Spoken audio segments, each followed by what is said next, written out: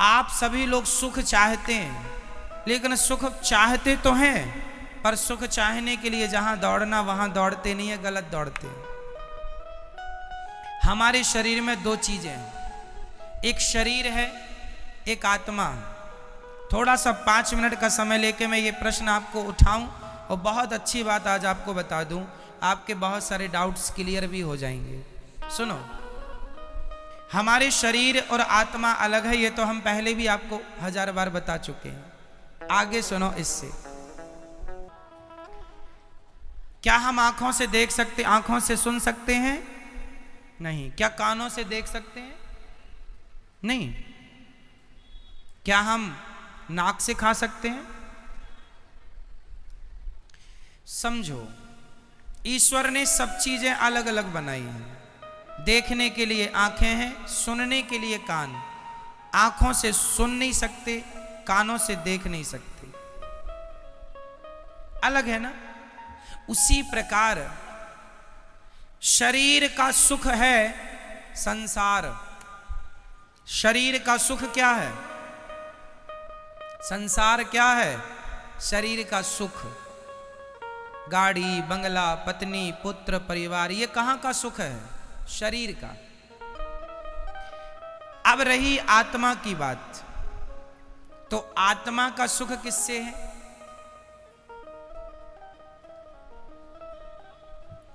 समझो, सिद्धांत को समझो, साइंस को समझो। चलो मैं साइंस से जोड़ता हूं इस सब्जेक्ट को। आप किसी भी वस्तु को ऊपर से छोड़ दीजिए, वो पृथ्वी पर जाके गिरेगा। साइंस कहता है गुरुत्वाकर्षण पृथ्वी में है। ये तो सत्य है कि गुरुत्वाकर्षण है, पर इसके अतिरिक्त एक सत्य और है, क्योंकि वो पृथ्वी का ही हिस्सा है। इसलिए अंश अपने अंशी की ओर भागता है। अंश हमेशा किसकी ओर भागेगा? अंशी की ओर। जैसे ये पुष्प, ये किसका अंश है? ये पृथ्वी का अंश है, क्योंकि पृथ्वी से पेड़ बना, पेड़ पर ये पुष्प खिला। तो कुल मिला के, और ये आप रख दो, आप 2-4 दिन, 1 हफ्ता, महीने भर रख दो, ये अपने आप माटी हो जाएगा। कुछ ना करो, माटी हो जाएगा ये अपने आप, हाँ या ना। तो ये किसका अंश हुआ? मिट्टी का। अंशी कौन हुई?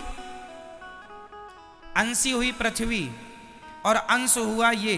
तो ये पृथ्वी का अंश है, इसलिए ये छोड़ने पर नीचे जाएगा, क्योंकि ये अंशी की तरफ जा रहा है। अब दूसरा, आग। आग हमेशा नीचे नहीं जाती। आग की ज्वाला, आग की लौ, आग की ज्योति ऊपर जाती है। क्यों? क्योंकि वो सूरज का अंश है, क्योंकि सूरज में आग है। तो हर अंश अपने अंशी की तरफ भागता है। हर अंश कहां भागता है? अपने अंशी की तरफ। आग किसका अंश है? सूर्य का। तो सूर्य की तरफ भागती है ना आग की ज्वाला, हमेशा ऊपर। तीसरा, इस धरती की नदियां हमेशा किसकी तरफ भागती हैं? समुद्र की तरफ। क्यों? क्योंकि वो समुद्र का अंश है। क्योंकि पानी जो बरसता है, समुद्र का ही तो वाष्पीकरण होता है पानी, और फिर वही बरसता है। तो वो एक्चुअली इनडायरेक्ट वो समुद्र का ही पानी है, बरसता है, नदियों में आया, फिर वो अपने अंश की तरफ भागा, अपने अंशी की तरफ। समझो, जैसे पृथ्वी का कोई भी हिस्सा वो पृथ्वी की तरफ भागता है, कोई भी पुष्प, कोई भी पत्थर, कोई भी मिट्टी का ढेला, क्योंकि वो पृथ्वी का अंश है, इसलिए पृथ्वी की तरफ। आग सूर्य का अंश है, इसलिए सूर्य की तरफ। नदी समुद्र का अंश है, इसलिए समुद्र की तरफ। और हमारी आत्मा ईश्वर का अंश है, ईश्वर अंश जीव अविनाशी। इसलिए जब ये ईश्वर की तरफ भागेगी तब ही इसे सुख मिलेगा, अन्यथा इसे कभी सुख मिल नहीं सकता। आप लोग रसगुल्ला खाते हैं, तो आप कहते हैं आनंद आ गया। अरे रसगुल्ला से शरीर को आनंद आ सकता है, इंद्रियों को आनंद आ सकता है, आत्मा का तो रसगुल्ला से कोई लेना देना नहीं। क्यों? आत्मा किसका अंश है? ईश्वर अंश। ये ईश्वर का अंश है। इसलिए यदि आत्मा को सुख देना है, आज लोग दुखी, सब कुछ है आपके पास, फिर भी आप अशांत हैं, फिर भी आप परेशान हैं, उदास हैं। क्यों? क्योंकि आप संसार में सुख ढूंढ रहे हैं। अब मिलेगा, अब मिलेगा। पागल हो, है ही नहीं, मिलेगा कहां से? जैसे आंख कभी सुन नहीं सकती, कान कभी देख नहीं सकता, उसी प्रकार आत्मा कभी रसगुल्ला खा नहीं सकती, आत्मा कभी पानी पी नहीं सकती, आत्मा को पैसों में सुख नहीं मिल सकता, संसार के भोगों में सुख नहीं मिल सकता। आत्मा का सुख तो परमात्मा में है। जितने जल्दी ईश्वर की तरफ बढ़ो लोगे, जितने जल्दी उसका ध्यान कर लोगे, उतने जल्दी सुखी हो जाओगे। सुखी होना चाहते हो तो भगवान की तरफ बढ़ो। और आप लोग शरीर को ही सुख देने में लगे हैं।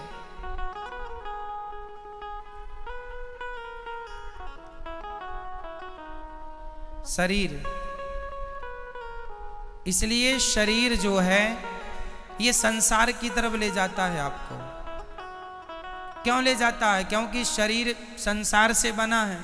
संसार में 5 चीजें हैं, पृथ्वी, जल, वायु, अग्नि, आकाश, और ये 5 चीजों से आपका शरीर बना है। तो आपका शरीर आपको संसार की तरफ ले जाता है, क्योंकि संसार से बना है।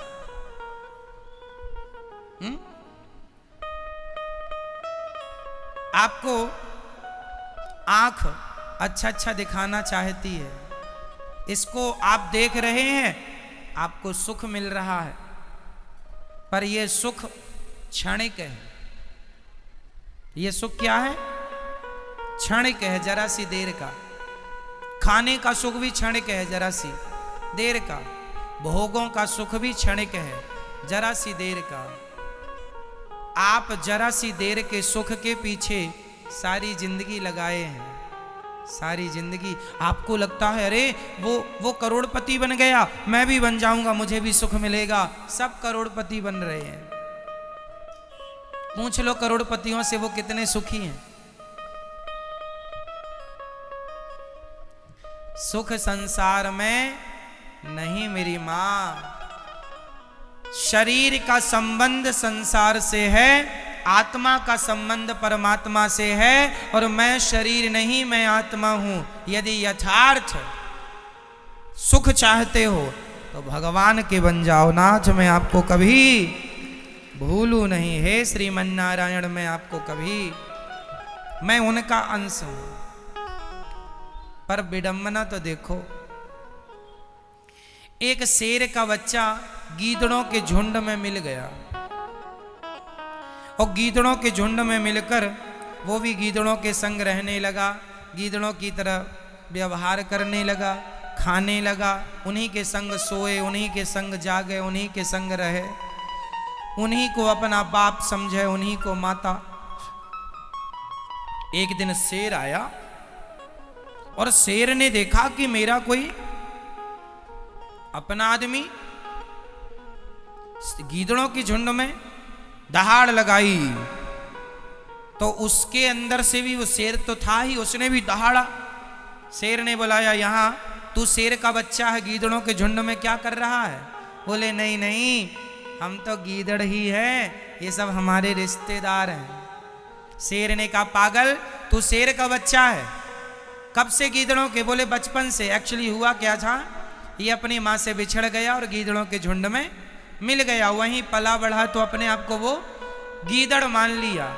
उसी प्रकार तुम सब शेर के बच्चे हो, परमात्मा रूपी शेर के, लेकिन गीदड़ों के झुंड में मिलने से आप अपने आप को गीदड़ समझ रहे हैं। मैं गीदड़ हूं, मैं रामबाई हूं,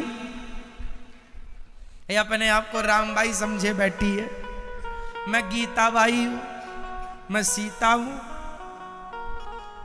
मैं अनुराग हूं, मैं अभिनव हूं, मैं नारायण हूं। आपने अपने आप को कुछ भी समझ लिया। ना तो आप सीताबाई हो, ना गीता हो, ना अंजलि हो, ना राम हो, ना रघुनाथ हो, ना तो घनश्याम हो। तुम शुद्ध आत्मा हो जो ईश्वर का अंश है। बस ये तुम्हारा परिचय है। पर संसार में आए हो गीदड़ों के झुंड में होने से। हुआ, एक गीदड़ ने कहा हुआ, दूसरे हुआ हुआ। आज तक किसी ने नहीं पूछा क्या हुआ, क्या हुआ, नहीं बस हुआ हुआ हुआ हुआ। बाप दादे कह रहे थे हुआ, तो ये भी चिल्लाई पड़ा है हुआ हुआ हुआ। क्या हुआ कोई नहीं पूछ रहा है, सब हुआ हुआ हुआ। ये बड़ी विडंबना। इसलिए मेरी माँ, ना तुम किसी की माँ हो, ना तुम किसी के बाप हो, ना तुम किसी की चाची हो, ना चाचा हो, ना नाना हो, ना नानी हो। तुम सिर्फ आत्मा हो जो परमात्मा से मिलने के लिए व्याकुल हो। वो तड़प जाग जाए तो मिलना भी होए, पर विडंबना तो ये है तड़पता ही नहीं आदमी। पत्नी के लिए रो रहा है, परिवार के लिए रो रहा है, भगवान के लिए नहीं रोता। जाना सबको वही है।